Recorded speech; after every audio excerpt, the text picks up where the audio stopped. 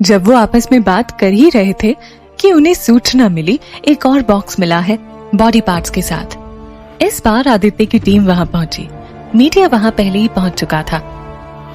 Sir, आपकी नाक के नीचे इतने मर्डर हो रहे हैं, आपको कुछ कहना नहीं है? एक मीडिया कर्मी ने आदित्य को रोककर पूछा।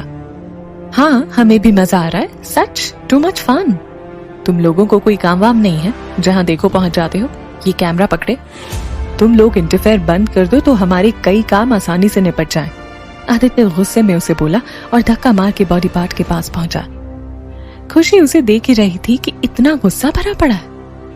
अब मीडिया वाले उसे बार बार टीवी पर दिखाने लगे। किलर वहां भीड़ में मौजूद था। उसने आदित्य का रौद्र रूप देखा, उसके काम करने का तरीका देखा। इधर टीवी पर आदित्य को दिखाया जाने लगा लगातार। देखिए इस ऑफिसर का गुस्सा अपनी नाकामयाबी छिपाते हुए कैसे इसने हमारी संवाददाता से बात की। आदित्य को टीवी में एक टैरो कार्ड रीडर भी देख रही थी। जब उसने आदित्य सिन्हा का नाम टीवी में सुना और उसे देखा तो उसे कुछ याद आने लगा। आदित्य की टीम को क्राइम की जगह पर काफी रात हो गई। आदित्य ने सबको घर जाने को कहा और क्राइम जगह सील करवाई। खुशी अपने घर पहुंची। घर जाकर खुशी ने अपना फोन ऑन किया। व्हाट्सएप देख ही रही थी और आदित्य का व्हाट्सएप नंबर मिला। उसने उसे देखा। उसका स्टेटस था, दिल में हो तुम, आंखों में तुम, बोलो तुम्हें कैसे चाहे। बंदा बड़ा रोमांटिक है, गर्लफ्रेंड होगी इसकी पक्का, तभी लगा है ऐसा। खुशी को अंदर से कुछ अच्छा नहीं लगा, ये सोचकर कि वो किसी और के साथ है। देखा तो स्टेटस 2 साल पहले का था। ब्रेकअप हो गया होगा, अभी 2 साल से यही स्टेटस है। अब उसके कलेजे में थोड़ी ठंडक महसूस हुई, पर वो ये समझ नहीं पा रही थी कि आदित्य के लिए उसके मन में इतनी स्पेशल फीलिंग क्यों है। पहले कभी देखा नहीं। सोच रही थी कि उसकी धड़कन एकदम तेज हो गई। खुशी ने नोट किया, जब भी आदित्य के सामने होती है या उसके बारे में सोचती है उसके मन को बड़ा सुकून मिलता है। खुशी ने अपने सीने पर हाथ लगाया और सोने की कोशिश की। आदित्य घर जा रहा था। रास्ते में मरीन ड्राइव पड़ा। वैसे तो शायद आदित्य अब संभल भी जाता, पर जिस जगह को वो भूलना चाहता था वो रोज किसी न किसी बहाने से उसके सामने आती रहती थी। उसे लगा जैसे कोई उसे वहां खड़ी देख रही है। आदित्य के चेहरे पर अजीब सी उदासी छा गई। उसने तय किया जल्दी से इस केस के निपटते ही दिल्ली वापस चला जाएगा। यहाँ रहा तो वो उसकी यादें, उसकी बातों से बाहर नहीं आ पाएगा। आदित्य घर पहुंचा। गाड़ी से उतरने लगा। महात्रे बोला, सर मैंने आपके लिए टिफिन लगवा दिया है, वो रोज बाहर गेट पर लगा के चला जाएगा। इसकी क्या जरूरत थी? आदित्य बोला। सर तबीयत खराब हो जाएगी, ऐसे कैसे? महात्रे डरते हुए बोला। आदित्य ने उसके कंधे पर हाथ रखा और हाँ में सिर हिला के थैंक यू बोल के जाने लगा। Welcome sir. सर कल कितने बजे आऊं? महात्रे अपने चेहरे पर चौड़ी सी मुस्कान के साथ सीना फुलाए बोला। आ जाना 7 बजे तक, आदित्य बोला। आदित्य अपने फ्लैट पहुंचा। देखा टिफिन मेन डोर पे लगा हुआ था। उसने उठाया, अंदर जाकर खाना खाया। टीवी देखते देखते वो सो गया। उसने देखा आज कोई उसका हाथ पकड़ के उसे कहीं ले जा रही है। वही लड़की उसके खुले बाल उसकी कमर को छू रहे थे। आदित्य बिना कुछ कहे बस उसके साथ चले जा रहा था। पता नहीं किस जगह वो उसे ले आई। देखा सामने बहुत से बेड लगे हैं, कुछ पर बच्चे हैं, और फिर वो उसे दूसरे रूम में ले गई। उसने देखा वहां एक रूम में बस स्ट्रेचर लगा है, कोई बच्चा वहां सोया है। एक डॉक्टर आया, उसका चेहरा नहीं दिख रहा था, मास्क पहना हुआ था। आदित्य बेचैन हो गया। साथ में 2 नर्स और वार्ड बॉय भी थे। सबके चेहरे पर मास्क थे। वार्ड बॉय ने बच्चे को कस के पकड़ा। वो बच्चा चीख रहा था और डॉक्टर कह रहा था बिल्कुल दर्द नहीं होगा, सब ठीक होगा। आदित्य जैसे ही उस बच्चे को छुड़वाने के लिए जाने लगा, उसे लगा जैसे उसके पैर जम गए। वो ना हिल पा रहा था, ना ही कुछ कर पा रहा था। उसने देखा वहां साइड में दवाई के कुछ डब्बे पड़े थे, उन पर किसी फार्मास्यूटिकल कंपनी का लोगो है। आदित्य ने जैसे ही नाम पढ़ने की कोशिश की, उस लड़की ने उसका हाथ छोड़ दिया और पलटी तो वही सफेद आंखें, चेहरे पर बहुत सी लकीरें, और उसने अपने सीने पर हाथ लाया और ऊपर देख के चीखी। आदित्य हड़बड़ा के उठ गया, पूरा पसीने से लथपथ, एकदम घबराया हुआ। घड़ी में देखा रात के 3 बज रहे थे। ऐसे सपने रोज क्यों आते हैं? पिछले 2 सालों से वो सोचने लगा। अगले दिन वो पुलिस स्टेशन पहुंचा। उसने देखा खुशी और सलीम कुछ लोगों को इंटरोगेट कर रहे थे। क्या कर रहे हो? उसने खुशी से पूछा। सर ये सब हिस्ट्री शीटर हैं, इनसे पूछताछ कर रहे हैं, खुशी बोली। दिमाग खराब है या गोबर खा के निकली हो घर से? ये तो मैं इन चुटपुंजों का काम लग रहा है। क्या इनके फिंगरप्रिंट मैच हुए किसी भी एविडेंस से? आदित्य ने गुस्से में बोला। नहीं सर, वो करवाया नहीं, खुशी डरते हुए बोली। तो मिस खुशी, पहले आप इनकी फिंगरप्रिंट मैच करवाओ, क्यों टाइम वेस्ट कर रही हो आप? आदित्य ने गुस्से में कहा। खुशी को उसका ये बिहेव अच्छा नहीं लगा। वैसे तो एकदम बोल्ड थी खुशी, पर आज उसकी आंखों के कोरों पर पानी था। उसने उन्हें छिपाया और नीचे देखते हुए वो ओके सर बोल के वहां से चली गई। खुशी जब वहां से जा रही थी, आदित्य ने देखा उसने कोई बड़ा सा लॉकेट गले में चेन के साथ पहना हुआ था। मिस खुशी, ये क्या है? आदित्य ने उसे रोककर पूछा। सर वो, कहते हुए उसने चेन अंदर किया। कल से ये सब निकाल कर आना, वो बोला। पर सर, वो कुछ कहना चाहती थी कि आदि बोला। जाओ फिंगरप्रिंट मैच कराओ, बातें नहीं। उधर किलर ने आदित्य के नाम एक लेटर लिखा और हेड ऑफिस में कुरियर भिजवा दिया। आदित्य राहुल के साथ कुछ क्लू ढूंढ रहा था। केस की कड़ियां जोड़ने में लगा था कि खुशी उसके पास कुरियर लेकर आई और बोली, आदित्य सर, आपके लिए कुछ आया है। क्या है? आदित्य फाइल्स में उलझा हुआ बोला। पता नहीं सर, वो बोली। अच्छा लाओ दो। और आदित्य ने जैसे ही उससे कुरियर लिया, उसका हाथ दोबारा खुशी के हाथ से टच हो गया। उन्हें दोबारा करंट सा फील हुआ। दोनों एक दूसरे की तरफ देख रहे थे कि तभी सलीम वहां आया। आदित्य ने इधर उधर देखा और कुरियर ओपन किया। उसमें एक लेटर था। लेटर में लिखा था, क्या आदित्य सर, सुना है आप बहुत ईमानदार हैं। मैं भी था, अपना काम बहुत ईमानदारी से करता था। फिर एक दिन कुछ लोग मेरे बच्चे को उठा ले गए। बहुत रोया, इन पुलिस वालों के सामने गिड़गिड़ाया, लेकिन इनके कान पर जूं तक न रेंगी। अगला नंबर पाटिल का है, बचा सकते हो तो बचा लो। उसे बस खाने से मतलब है, अपनी वर्दी का फर्ज निभाने से नहीं। अब आदित्य ने तुरंत टीम के साथ पाटिल को फॉलो करना शुरू कर दिया। वैसे तो पाटिल के पास कई फोन आते थे, वहां क्राइम हुए हैं, वहां क्रिमिनल है, पर वो पुलिस स्टेशन छोड़ के बहुत कम बाहर जाता था। कुछ होता भी था तो हवलदार को और जूनियर इंस्पेक्टर को भेज के काम निकलवा लेता था। आदित्य, खुशी, सलीम, राहुल सभी आदित्य की गाड़ी में थे और पाटिल की दिनचर्या फॉलो कर रहे थे। सर, ये 25वां वड़ा पाव अंदर जा रहा है, पर पाटिल बाहर नहीं निकला, सलीम बोला। हाँ, इसको गैस भी नहीं होती, राहुल हामी भरते हुए बोला। किलर का कुछ तो प्लान होगा चूहे को बाहर निकालने का, नहीं तो वो खुद भी बिल में घुस सकता है, आदित्य बोला। पुलिस स्टेशन में नहीं आएगा वो, मतलब पाटिल के घर पर, वो कुछ सोचते हुए बोला। आज रात को कोई घर नहीं जाएगा, हम पाटिल को फॉलो करेंगे और उसके घर पे निगरानी रखेंगे। Got it? आदित्य बोला। खुशी मुस्कुराते हुए बोली, पूरी रात आपके साथ? सलीम और राहुल को हंसी आ गई। पाटिल जब अपने घर निकला, आदित्य की टीम ने उसे अपनी गाड़ी से डिस्टेंस बना के फॉलो किया और उसके घर के बाहर छुप के डेरा डाल दिया। रात के समय पाटिल के घर की लाइट अचानक से बंद हो गई। आदित्य समझ गया ये उसी किलर का काम है। उसने गन लोड की और अंदर जाने लगा। खुशी उसके साथ थी। सलीम ने भी उसके साथ अंदर जाना चाहा, पर उसने मना करके घर के एग्जिट पॉइंट को घेरने का ऑर्डर दिया। सलीम और राहुल ने एग्जिट को कवर किया। अंदर किलर ने पाटिल को पकड़ के कुर्सी से बांध रखा था। पाटिल की पैंट गीली थी, वो बहुत घबराया हुआ था। उसकी बीवी और बच्चों को एक कमरे में बंद कर दिया गया था। आदित्य ने खुशी को इशारा किया कि उसकी बीवी बच्चों को चेक करे।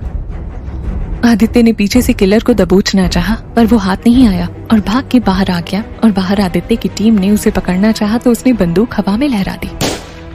मेरा तुमसे कुछ लेना देना नहीं है, हट जाओ, वो बोल ही रहा था कि आदित्य ने उसे पीछे से पकड़ना चाहा, लेकिन खुशी बीच में आ गई और वो गिर गया खुशी के ऊपर।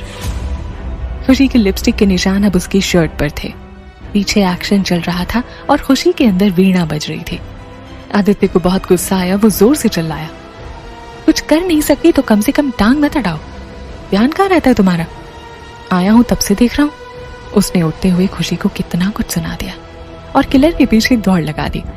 उसके पीछे सलीम और राहुल भी थे। इधर खुशी उसकी डांट से इतनी आहत हो गई कि उसके आंसू निकलने लगे। वो जैसे तैसे खड़ी हुई कि अचानक से उसके सीने में तेज दर्द होने लगा और उल्टियां शुरू हो गईं। उधर कुछ देर पीछा करने के बाद फाइनली उसने किलर को दबोच लिया। चलो बेटा मिल्खा सिंह, रेस खत्म हो गई, वो बोला और उसे पकड़ के ले आया। उसे लेकर आई और इन्वेस्टिगेशन रूम में उसे बांध रखा था और बढ़िया सी पूजा भी उतारी जा रही थी। आदित्य रूम में एंटर हुआ और सबको रुकने का इशारा किया। क्या ज्यादा चर्बी चढ़ी है तुझे? आदित्य उसका मुंह जोर से पकड़ते हुए बोला। 1 साल से तुझे ढूंढ रहे हैं, ऐसा क्या है तुझ में जो तू अभी तक हाथ नहीं आया? और उसका मुंह जोर से झटक दिया। आदित्य सर, आपको क्या लगा आपने मुझे पकड़ा? मैं आया आपके हाथों में सर जी, किलर बेशर्मी से बोला। वो आगे बोला, आप भी तो वही करते हैं, सफाई। मैं भी वही करता हूँ, समाज को साफ करने का काम। इस दुनिया में उनकी कोई जगह नहीं जो काम नहीं करते। इतना बोल के वो थोड़ा इमोशनल हो गया। मेरा बेटा था सर, 10 साल का, शंकर नाम था उसका। उठा लिया कुछ अस्पताल वालों ने, बहुत ढूंढा नहीं मिला, बहुत पुलिस स्टेशन के चक्कर काटे नहीं मिला। फिर यही एक तरीका था सबका ध्यान अपनी तरफ खींचने का। कितने सपने थे उसे लेकर। आदित्य और बाकी सबके चेहरों पर कुछ दया के भाव आ गए। तुझे क्या लगता है कुछ भी कहानी बनाएगा मान लेंगे? आदित्य उसके सामने वाली कुर्सी पर बैठते हुए बोला। पता कर लीजिए सर, आपके लिए चुटकी का काम है मेरे बारे में पता करना। वो ढीठ होकर बोला। करूंगा ही, पहले तुझे अच्छी सजा दिलवा दूं। आदित्य बोला। कुछ भी सजा दे दो सर, बस मेरे बेटे का पता लगवा दो। वो मेरे बस की बात नहीं है, आप कर सकते हो। किलर इमोशनल होकर बोला। आदित्य इन्वेस्टिगेशन रूम से बाहर निकला। बाहर कमिश्नर उसका वेट कर रहे थे। वो बोले, वेल डन माय बॉय, जो काम वो लोग पिछले 1 साल से नहीं कर पाए तुमने चंद दिनों में कर दिया। So proud. आदित्य अब कुछ सोच में पड़ गया। उसे ऐसे देख के कमिश्नर बोले, आदित्य क्या हुआ, तुम कुछ खुश नहीं लग रहे? सर, क्रिमिनल कोई खुद नहीं बन जाता, कई बार समझ उसे ऐसा करने पर मजबूर कर देता है। ये ऐसे ही एक सताया हुआ पिता है। वो बोला। सर, क्या मैं यहाँ से जाने से पहले इस किलर ने जो कहा है उससे इन्वेस्टिगेट कर सकता हूँ? उस बच्चे के रिकॉर्ड वाली फाइल्स देखना चाहता हूँ जो ये बता रहा है। बच्चे मिसिंग के केस को पाटिल देख रहा था, वो भी अनसॉल्व्ड है। तुम चाहो तो लीड कर सकते हो, कमिश्नर बोले। ठीक है सर, कल मैं मिलता हूँ पाटिल से, आज तो वैसे ही वो ढीला हुआ पड़ा है, आदित्य बोला। आदित्य जब घर जाने की तैयारी कर रहा था, उसके रूम में आनन फानन में एक लेडी घुसी। लंबा कुर्ता, प्लाजो, गले में मोती की बड़ी माला, बाल घुंघराले, बड़ी सी बिंदी। मैं आई कम इन सर? वो बोली। आ तो गई हो, और कितना अंदर आओगे आप? आदित्य उसे देखते हुए बोला। पीछे से कांस्टेबल गुप्ता भी था। आदित्य ने उसे जाने का इशारा किया। उसने कहा कि सर, मैं एक टैरो कार्ड रीडर हूं और मैं आपसे कुछ बात करना चाहती हूँ किसी के बारे में। क्या वो किसी क्राइम या क्रिमिनल से रिलेटेड है? वो बोला। नहीं सर, पर कुछ बताना है आपको, वो बोली। बताइए, आदित्य ने उसे देखते हुए कहा। सर, इसके लिए आपको मेरे साथ मेरे घर चलना होगा, वो बोली। अब आदित्य की ठनकी। उसने उसे ऊपर से नीचे देखा और कहा, देखिए मैडम, अभी तो मैं लेट हो रहा हूं, और रही बात कुछ बताने की, वो आप यहां बता सकते हैं। सर, आप शायद यहां मेरा यकीन ना करें, आप मेरे साथ चलिए, वो बोली। आदित्य को वो औरत पागल लगी। वो जोर से बोला, गुप्ता जरा चाय पिला मैडम को। देखिए मैम, चाय पीजिए, हमारे यहाँ एकदम स्वादिष्ट चाय बनती है, और अपने घर जाइए, मुझे कुछ नहीं पता करना। कहते हुए वो बाहर निकल गया। वो गाड़ी की तरफ गया कि उसने देखा कार के बैक पे लिखा हुआ था, I want to meet you. वो जोर से चिल्लाया, महात्रे। महात्रे दौड़ के आया। जी सर। क्या है ये, किसने लिखा है ये? वो उसे दिखाते हुए बोला। पता नहीं सर, मैं साफ कर देता हूँ। कहते हुए महात्रे ने साफ करने की कोशिश की, पर कुछ निशान रह गए। किस चीज से लिखा है? हाथ है, मिट ही नहीं रहा, वो बड़बड़ाया। आदित्य जैसे ही गाड़ी में बैठने लगा, उसने देखा खुशी अपनी कार के बाहर खड़ी थी और किसी को फोन पर कंटिन्यूअस बजाने में लगी थी। क्या है ये, जल्दी पहुंचो, सारी रात तुम्हारा वेट नहीं कर सकती मैं, खुशी फोन पर किसी को छाड़ते हुए बोली। मिस खुशी? आदित्य बोला। कुछ प्रॉब्लम है?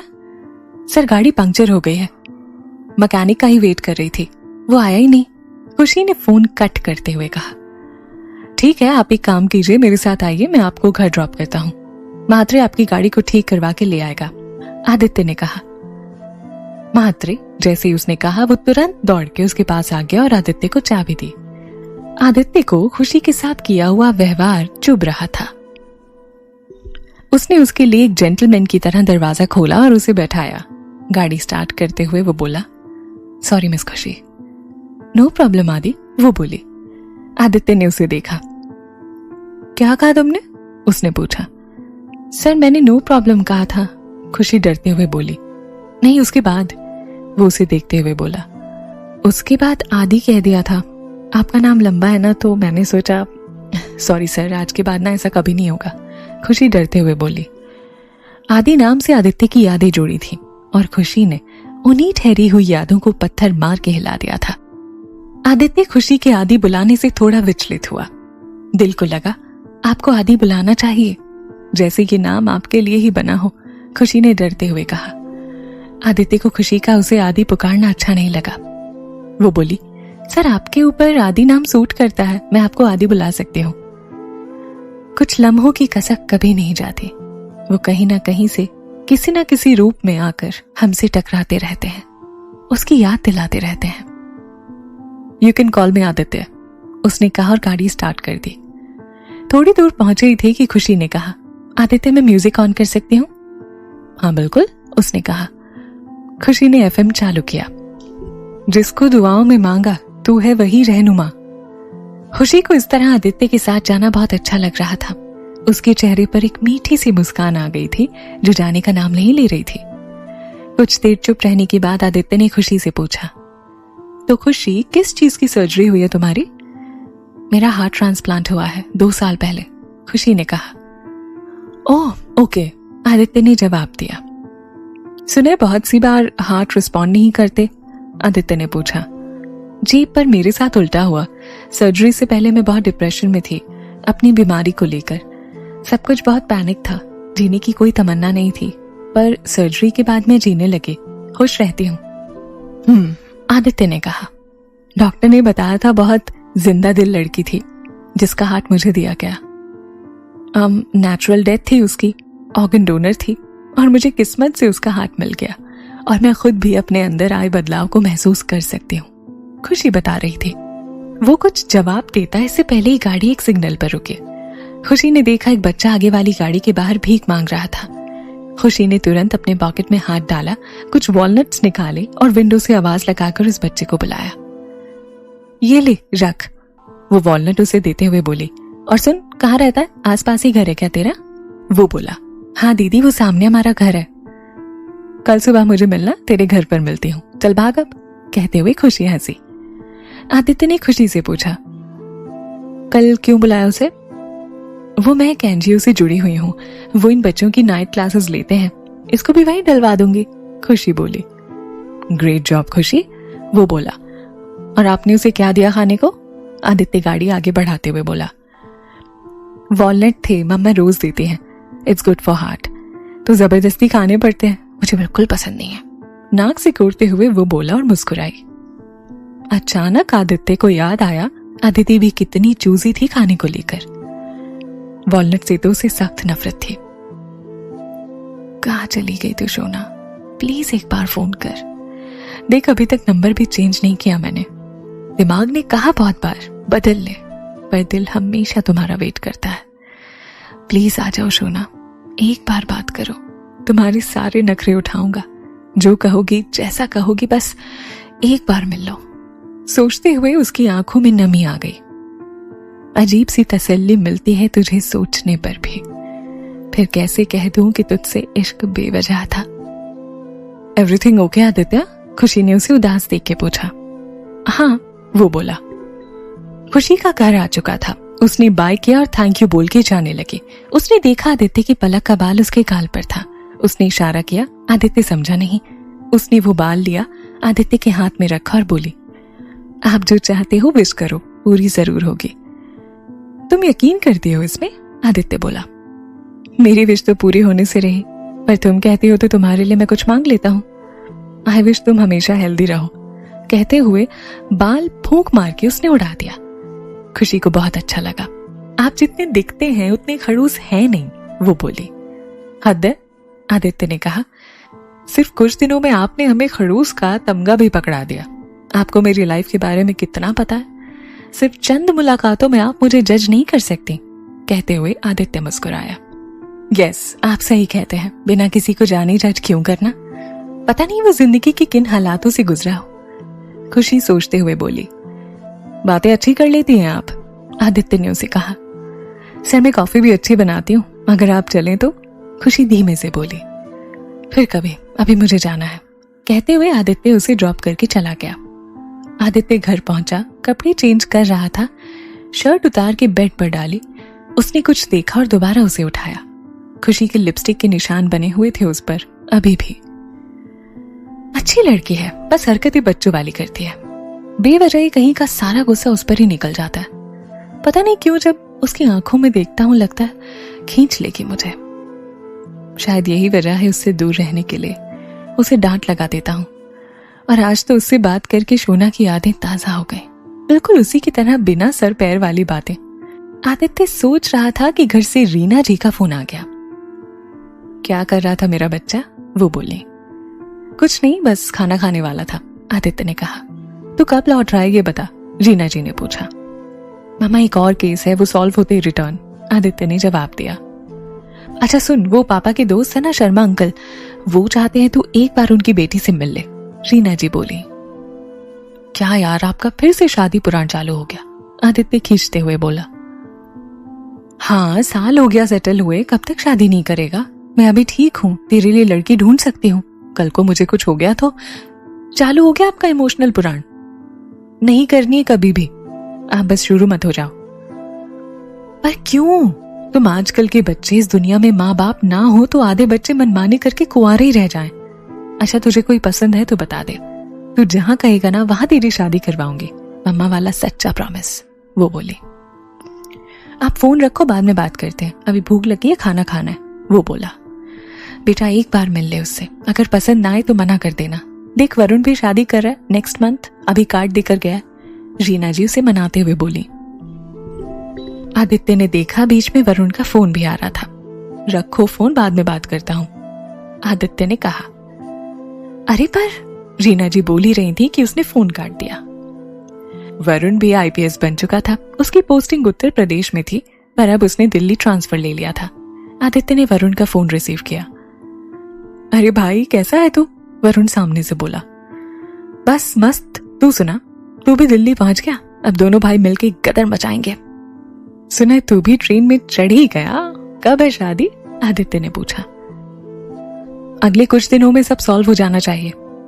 हाँ इसीलिए फोन किया है, तू दिल्ली वापस कब आ रहा है, तेरा केस कितना पेंडिंग है, वरुण ने पूछा। अगले कुछ दिनों में सब सॉल्व हो जाएगा, आदित्य बोला। नाम तो बता दे भाभी का। सोनम नाम है उसका। मीन्स अगले मंथ वापस दिल्ली ना, वरुण ने पूछा। हाँ एक और केस है, वो निपटा के सीधा दिल्ली। वैसे भी यहाँ मन नहीं लगता यार, अजीब अजीब से ख्याल आते रहते हैं, आदित्य कुछ खोया हुआ से बोला। तू मुझे एक बात बता, कब तक परछाई के पीछे भागता रहेगा? तुझे नहीं लगता अब कुछ ज्यादा हो गया? अगर इश्क सच्चा होता तो क्या वो तुझसे कभी मिलना नहीं चाहती?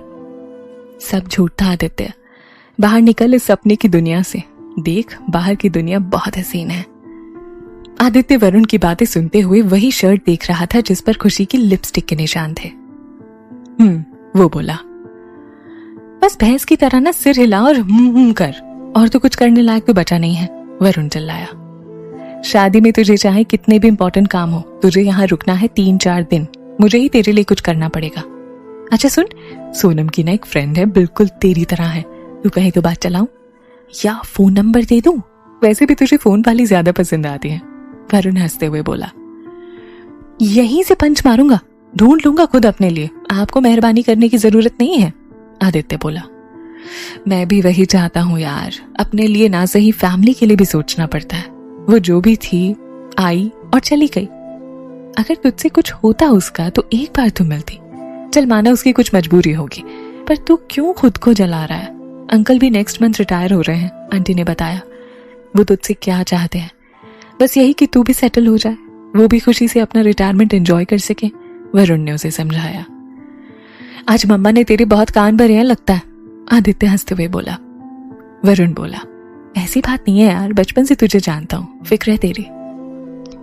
कहने को घायल तो यहाँ हर एक परिंदा है, लेकिन जो फिर से उड़ सका वही तो जिंदा है। सबकी कोई ना कोई कहानी होती है, लेकिन सभी जी रहे हैं, तेरी तरह नहीं, सोच और आगे बढ़। चल अभी फोन रखता हूं, मिल मुझे जल्दी से यहाँ आकर, कहते हुए वरुण ने फोन रख दिया। उस रात आदित्य एक पल को भी नहीं सो सका। रह रहकर उसे खुशी का अपने ऊपर गिर जाना याद आ रहा था। उसे अच्छा नहीं लग रहा था। जो इमोशन अभी तक अदिति को लेकर थे वो अब धीरे धीरे बदलने लगे थे। उसने अदिति का वही नंबर आज फिर कई बार ट्राई किया, पर वो बंद था। काश 2 साल पहले ही कुछ बन गया होता। ये काश शब्द में न जाने कितनी जिंदगियां उलझ कर रह जाती हैं। जबरदस्ती ही मैं उसे अपना हाल बताता रहता हूं। वो याद करे या ना करे, मैं बेवजह ही उसे याद करता रहता हूं। मनुष्य का स्वभाव, आखिर कब तक वो भी एक परछाई के पीछे भागता रहता। जीना बोलता जा रहा था वो। उसने अपना व्हाट्सएप चालू किया। उधर खुशी भी आज सो नहीं पा रही थी। आज तो जैसे उसका दिन ही बन गया था। आदित्य से पहली बार इतनी बातें हुई थी उसकी। उसने अपना फोन उठाया, देखा आदित्य भी व्हाट्सएप पर ऑनलाइन है। खुशी का चुलबुला नेचर उसे रहा नहीं गया। उसने हाय मैसेज कर दिया। आदित्य ने भी रिप्लाई किया। आप सोई नहीं अभी तक? उसने पूछा। नींद नहीं आ रही, आदित्य ने जवाब दिया। मुझे भी। और बातों का सिलसिला चालू हो गया। देर रात आदित्य की आंख लगी। उसने आज देखा बहुत से बादल छाए हुए थे, एकदम सफेद रंग के। बादलों में कोई लड़की खड़ी है। आदित्य उसके पास गया। वो लड़की हंसी, वही अदिति वाली हंसी। आदित्य खुशी से उसकी तरफ बढ़ने लगा। वो उसके पास जा ही रहा था कि उसने उसे पलट के धक्का दे दिया और आदित्य किसी के ऊपर गिर गया। उसने उठते हुए देखा वो खुशी थी, और जब पलट के देखा सामने कोई नहीं खड़ा था। आदित्य का अचानक फोन बजा। सर मैं आ गया हूं, महात्रे बोला।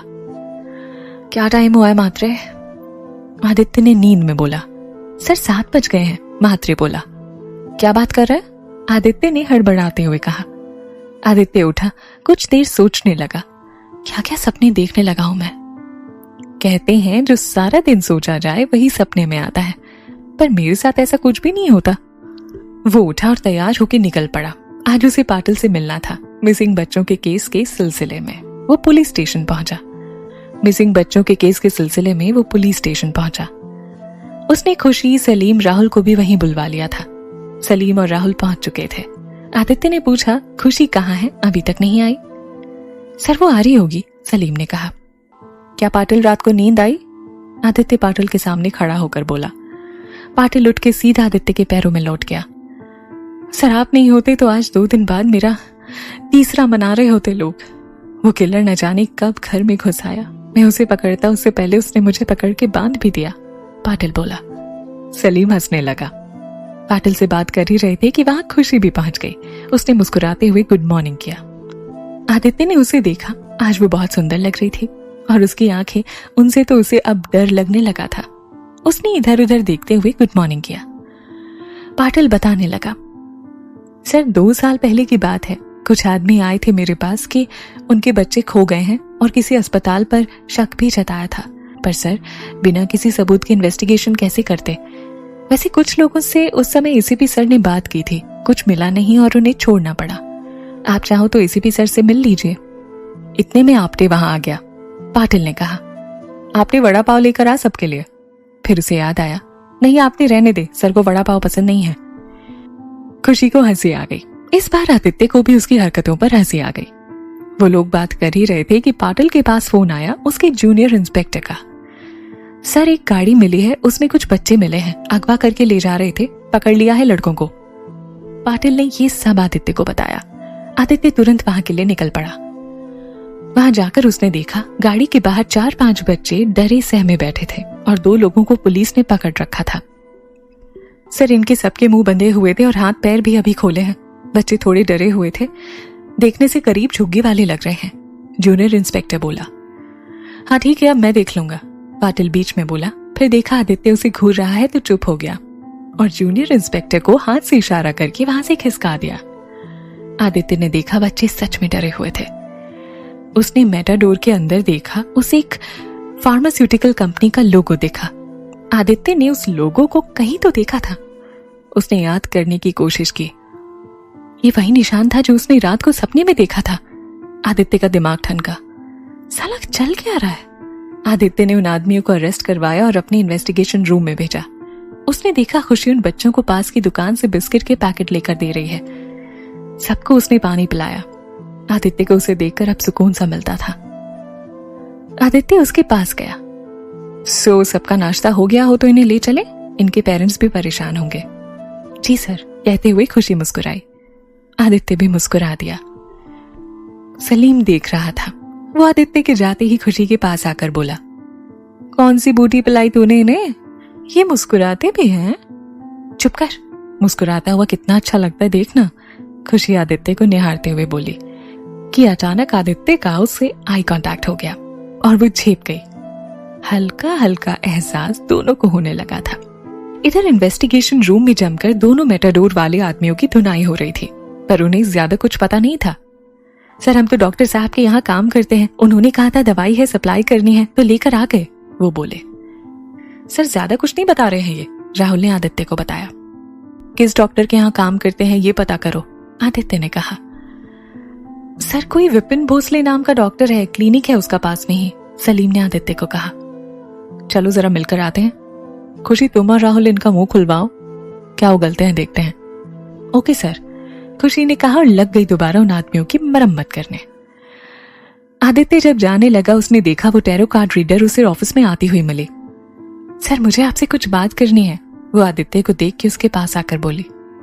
अभी तो मैं बिजी हूं, आदित्य ने जाते हुए कहा।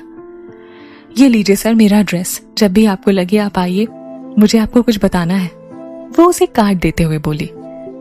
ठीक है, शाम को अगर जल्दी फ्री हो पाया तो मिलता हूं आपसे, आदित्य ने कहा और निकल गया विपिन से मिलने। विपिन अब जाना माना डॉक्टर बन चुका था और कमाए हुए काले पैसों से एक दमदार क्लिनिक भी खोल लिया था। सलीम और आदित्य विपिन के क्लिनिक पहुंचे और सीधे कैबिन में घुस गए। विपिन ने उन्हें जेंटलमैन की तरह हेलो किया। कहिए सर, मैं आपकी क्या मदद कर सकता हूँ, विपिन बोला। मदद तो आपको करनी पड़ेगी। आज एक मेटाडोर पकड़ा है हमने, उसमें कुछ बच्चे थे, वो आदमी आपका नाम ले रहा है। आपके यहाँ ही काम करते हैं वो दोनों, आदित्य बोला। सर, मैं एक रिस्पेक्टेड डॉक्टर हूँ, मेरे ही आदमी होंगे, पर उन बच्चों के बारे में मैं कुछ नहीं जानता हूँ। अगर ऐसा कुछ हुआ है तो आप उन लोगों को बिल्कुल मत छोड़ना, विपिन सियाना बनते हुए बोला। उसकी फिक्र आप मत कीजिए, छोड़ना तो मैंने सीखा ही नहीं है, आदित्य ने उसे कहा। आपको कुछ पता चले या बताना हो तो मेरा नंबर ले लीजिए, आदित्य ये कहते हुए बाहर चला आया। विपिन ने उसके जाते ही मनोज को फोन किया। यार, कोई आईपीएस ऑफिसर है, नया लग रहा है, पाटिल को तो हैंडल कर रखा था, देख सर इसको कुछ खिला पिला के बंद कर मेटाडोर पकड़ी गई है, विपिन ने फोन पर कहा। मैं देखता हूं, तुम टेंशन मत लो, सामने से मनोज ने जवाब दिया। आदित्य ने पाटिल को फोन किया। पाटिल, एसीपी सर के बारे में तुम कुछ बता रहे थे? हाँ सर, वो उन्होंने किसी लड़की के कहने पर इन्वेस्टिगेशन करवाई थी पर कुछ हाथ नहीं आया था। सलीम, एसीपी से मिलते हैं पहले, वो बोला। आदित्य और सलीम एसीपी के पास पहुंचे। आदित्य ने एसीपी के रूम से बाहर से परमिशन ली और जय हिंद सर कहते हुए वो अंदर आ गया। सर, मुझे पाटिल ने आपके बारे में बताया, मैं एक केस को इन्वेस्टिगेट कर रहा हूँ। आज भी हमें कुछ बच्चे मिले हैं, एक मेटाडोर डॉक्टर विपिन की थी और फार्मा कंपनी का लोगो भी मिला है। अभी मुझे वो जानना है पूछताछ के लिए। पर सर, 2 साल पहले भी कोई बच्चे अगवा हुए थे, आपने कुछ इन्वेस्टिगेशन करवाई थी। सर, कुछ दिनों पहले मैंने एक किलर को पकड़ा था, उसने कुछ बताया था उस बारे में, आदित्य ने पूरी बात एसीपी को बताई। हाँ आदित्य, जहाँ से बच्चे अगवा हुए थे वहां पास ही एक मेडिकल कॉलेज भी है, वहां के डीन मिस्टर कुलभूषण प्रसाद वर्मा मेरे मित्र हैं, उन्होंने मुझे बुलाया था और कुछ हिंट दिया था। एक लड़की का भी मर्डर हुआ था और विपिन और उसका एक दोस्त राजीव भी उसमें सस्पेक्ट थे। किसी लड़की के कहने पर इन्वेस्टिगेशन करवाई गई थी पर मिला कुछ नहीं।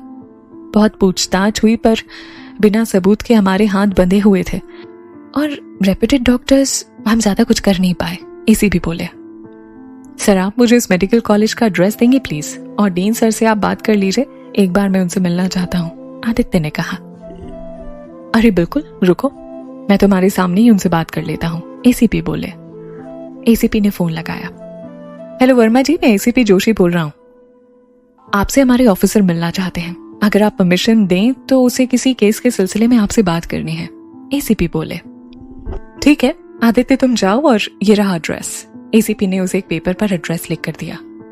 थैंक यू सर, जय हिंद, कहते हुए सलीम और आदित्य वहां से निकल आए। आदित्य ने बाहर आकर माथुरी को मेडिकल कॉलेज का नाम बताया और वहां जाने का ऑर्डर दिया।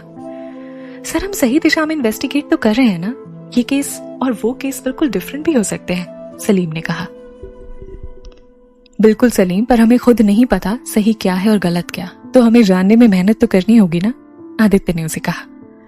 आदित्य और सलीम बातें कर ही रहे थे कि म्हात्रे ने गाड़ी रोकी। सर वो कॉलेज आ गया। आदित्य उतरा, साथ में सलीम भी। दोनों कॉलेज क्रॉस करते हुए अंदर बढ़ रहे थे। आदित्य इस बात से बेखबर था कि ये उसकी अदिति का ही कॉलेज है। ये वही जगह है जिसके बारे में वो कब से जानने की कोशिश कर रहा था। सामने से सी आ रही थी। वो इसी कॉलेज में एज अ जूनियर असिस्टेंट काम करती थी और अपना एमएस भी कर रही थी। उसने आदित्य को देखा, एक पल को रुकी। उसे उसका चेहरा कुछ जाना पहचाना लगा, पर सिया उसे ठीक से पहचान नहीं पाई, क्योंकि उसने उसे बस व्हाट्सएप की डीपी में देखा था, वो भी 2 साल पहले। पर वो इतना श्योर थी कि उसने इस लड़के को कहीं तो देखा है। वो उसे तब तक देखती रही और याद करती रही जब तक वो ओझल नहीं हो गया। आदित्य का फोन बजा, खुशी का फोन था। वो फोन उठाते ही बोली, सर फार्मा कंपनी के एमडी चौबे और किसी डॉक्टर राजीव का नाम भी उगला इन दोनों ने, मैं जाकर पूछताछ करूं? हाँ ठीक है, साथ में राहुल को भी ले जाना और अपना जीपीएस ऑन रखना, कुछ प्रॉब्लम हुई तो हम तुम्हें ट्रेस कर लेंगे, आदित्य ने कहा। ओके सर, खुशी बोली और फोन कट कर दिया। आदित्य डीन के रूम में एंटर हुआ। मे आई कम इन सर? उसने पूछा। यस सर प्लीज, कहते हुए कुलभूषण जी ने उन्हें बैठने का इशारा किया। सर एसीपी जोशी ने आपको बताया था कि मैं किस वजह से मिलने आया हूं? आदित्य बोला। सर मैंने एक अपराधी को पकड़ा है और उसका कनेक्शन बस्ती में खोए हुए बच्चों से है। सुना था कि आपके कॉलेज के कुछ स्टूडेंट्स और प्रोफेसर से पूछताछ की गई थी इस बारे में। सर आज भी एक मेटाडोर से कुछ बच्चे मिले हैं। डॉक्टर विपिन भी आपके ही कॉलेज के स्टूडेंट हैं, वो सस्पेक्ट है हमारे। जी सर, राजीव अब हमारे यहाँ प्रोफेसर नहीं है, विपिन और मनोज के अपनी क्लिनिक है, कुलभूषण ने कहा। राजीव पर शक भी एक लड़की के मर्डर की वजह से गया था, पर वो मर्डर भी यहाँ मुंबई में नहीं हुआ था, तो पुलिस ने कुछ खास इंटरेस्ट नहीं लिया। फिर एक लड़की आई थी, उसने बताया कि उसने विपिन राजीव को झोपड़ी के बच्चों के बीच देखा, तो हमने एसीपी से बात की थी उस बारे में, कुलभूषण जी ने बताया। सर क्या हम उस लड़की से मिल सकते हैं? आदित्य ने कहा। उसका तो एक्सीडेंट हो गया था 2 साल पहले ही, बहुत मेहनती और बहुत इंटेलिजेंट लड़की थी, कुलभूषण जी ने बताया। सर एक्सीडेंट था या मर्डर? आदित्य ने कहा। एक्सीडेंट ही कहा था पुलिस ने, किसी ट्रक ने उसकी स्कूटी को कुचल दिया था, पर डाउट मुझे भी था क्योंकि कुछ दिनों पहले ही वो सबूत लेकर आई थी और 1 वीक के अंदर ही डेथ। उसकी वजह से 6 लोगों को नई जिंदगियां मिली हैं। उसके टोटल 6 ऑर्गन डोनेट हुए थे। बहुत प्रार्थना की उसके लिए लोगों ने, कुलभूषण जी ने अफसोस जताते हुए कहा। सर कोई फ्रेंड या फैमिली जिनसे बात की जाए? हाँ अदिति की एक फ्रेंड है सिया, कुलभूषण जी बोले। अदिति नाम सुनते ही आदित्य के रोंगटे खड़े हो गए, उसके कान ऊंचे हो गए। सर क्या नाम बताया आपने उस लड़की का? आदित्य ने दोबारा कंफर्म किया। उसका नाम अदिति मल्होत्रा था। उसके पिता भी लखनऊ में सर्जन है, कुलभूषण जी बोले। आदित्य को अभी तक ये नहीं पता था कि उसी की अदिति है, पर अदिति नाम सुनते ही उसके शरीर में कपकपी से होने लगी। उसकी आंखों से धुंधला सा दिखने लगा। हाँ पूछ रहे थे फैमिली फ्रेंड, कुलभूषण जी बोले। उसकी एक फ्रेंड है सिया, वो हमारे यहाँ से एमएस कर रही है, अभी मैं आपको उससे मिलवा देता हूँ, प्यून आपको उसके पास ले जाएगा। कहते हुए उन्होंने प्यून को बुलाया और कहा कि इन्हें सिया से मिलवा दीजिए और क्लास का पता दिया। सिया का नाम सुनकर ही आदित्य की घबराहट तेज हो गई। कहीं ये अदिति उसकी अदिति तो नहीं, और ये सिया वही तो नहीं, उसकी बेस्ट फ्रेंड, उसकी रूममेट। अब आदित्य से कुर्सी से खड़ा नहीं हुआ जा रहा था। वो लड़खड़ाने लगा। हे भगवान, तुझसे कुछ नहीं मांगा इन 2 सालों में, उसकी सलामती के सिवा। तुझसे आगे भी कुछ नहीं मांगूंगा, बस ये अदिति मेरी अदिति ना हो। मुझे तो उसका साथ नहीं दे सकता, ना दे, बस उसे सलामत रखना। आदित्य कुछ भी मत सोच, हजारों अदिति होंगी इस दुनिया में, ये तेरी अदिति नहीं हो सकती, उसके दिमाग ने कहा। चाहे मुझे वो कभी ना मिले, पर उसके साथ कुछ बुरा नहीं होना चाहिए। मुझे जीना सिखाया उसने, उसे कुछ हुआ तो मैं नहीं रहूंगा, उसका दिल कह रहा था। और वो लड़खड़ाए कदमों से डीन के रूम से बाहर जा रहा था।